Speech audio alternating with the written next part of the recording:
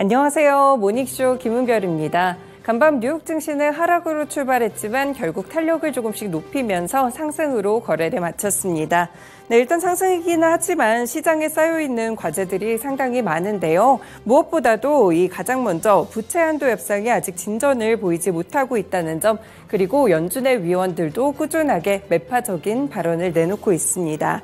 비둘기파적인 인사인 오스탄 굴스비 시카고 연은총재 역시 인플레이션이 개선되고는 있지만 그렇게 빠른 속도는 아니다라고 평가를 하기도 했는데요.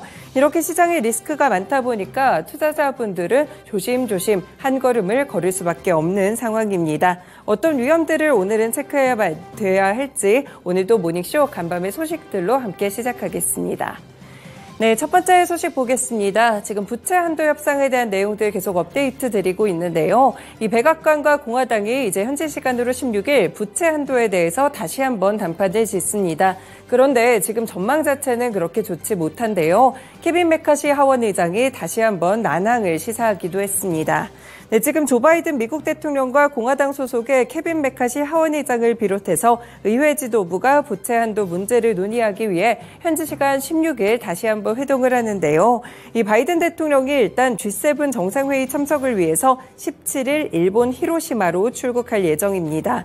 그리고 상원과 하원도 오는 29일 메모리얼 데이 전후로 해서 휴회를 하는데 이런 일정들을 감안했을 때 이번 16일 회동에서 보일 만한 어떤 진전이 없다면 그 이후에 협상을 추가적으로 하는 것은 조금 어렵다라는 그런 관측들도 나오고 있습니다. 이런 가운데 미국 연방정부의 디폴트 위기론이 다시 고개를 들고 있는데요. 케빈 메카시 하원 의장은 백악관의 협상 태도를 비판하기도 했습니다. 케빈 메카시 의장은 내가 볼 때 그들은 회담하는 것처럼 보이길 원하지만 어떤 것도 심각하게 받아들이고 있지 않다라고 말을 했고요. 그러면서도 이 백악관은 협상보다 현재 디폴트를 원하는 것처럼 보인다라면서 굉장히 강도 높은 비판을 이어갔습니다.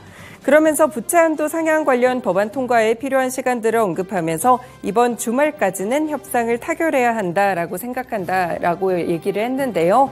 결국에는 이렇게 백악관과 공화당의 지지부진한 부채 한도 협상에 대한 부분들이 시장 전반에 리스크로 작용을 하고 있습니다. 네, 다음 소식 살펴보시겠습니다. 경제 지표와 관련된 소식들 나오고 있는데요. 미국의 5월 뉴욕 엠파이어 스테이트 제조업 지수가 한 달 사이 무려 40포인트 이상 급락하는 모습이었습니다. 네, 뉴욕주 제조업 활동의 척도로 볼 수 있는 뉴욕 연준의 엠파이어 스테이트 기업 상황 지수가 5월에 42.6포인트 급락한 마이너스 31.8을 기록한 것으로 집계가 됐었는데요. 예상치 역시 마이너스 정도, 하지만 마이너스 5 정도로 나왔기 때문에 이번에 상당 부분 컨센서스보다 하회하는 수치가 나왔다고 살펴보실 수 있겠습니다. 이 신규 주문 지수는 5월에 53.1포인트나 하락한 마이너스 28을 기록했고요. 4월에 46.7포인트 상승해서 완전히 뒤집혔습니다.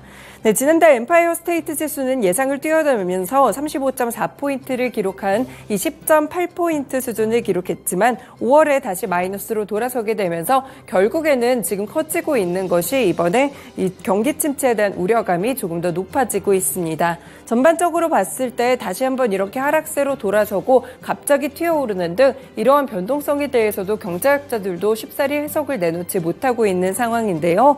이 때문에 데이터 변동성에 대해서 상당히 의문이라고 표하는 그런 모습들도 있습니다.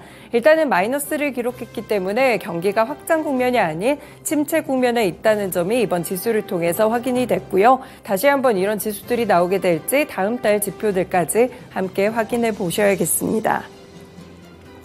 네, 다음 소식 살펴보겠습니다. 마이크로소프트가 유럽에서 블리자드에 대한 인수를 승인받게 됐는데요. 아직까지 최종 인수까지는 갈 길이 상당히 멉니다. 그래도 이번에 EU에서 한 차례 고비를 넘겼습니다. 유럽연합 집행위원회는 현지 시간으로 15일 마이크로소프트의 게임업체 블리자드의 인수를 승인했다고 밝혔는데요. 지금 EU 집행위는 마이크로소프트의 로열티를 지불하지 않고도 클라우드 스트리밍 서비스를 제공할 수 있도록 관련 라이센스 협약을 수정하겠다는 마이크로소프트의 제안을 받아들여서 이같이 결정을 했습니다. 그래서 반독점 우려 해소 방안을 수용해서 인수하더라도 관련 분야의 경쟁을 어느 정도 침해하지 않을 것이라고 봤는데요. 하지만 아직까지 넘어야 될 허들들이 상당히 많죠. 먼저 지난달에는 영국의 경쟁시장청에서 인수를 불허한 바가 있었고요. 항소 방침을 밝혔지만 전망은 그렇게 밝지 않습니다. 네, 그리고 한 가지 더 보시면 미국의 연방거래위원회도 역시나 지난해 12월 마이크로소프트의 블리자드 인수로 게임 시장의 경쟁 악화가 우려된다며 소송을 제기한 상태인데요. 이 때문에 이렇게 마이크로소프트의 인수 자체가 최종까지는 좀 갈 길이 멀다라는 평가를 받고 있습니다. 그래도 일단은 EU에서 한 차례 고비는 넘겼다는 점 함께 체크해 드립니다. 네, 이렇게 오늘도 세 가지 소식들 함께 살펴봤습니다. 본격적으로 모닝쇼 출발합니다.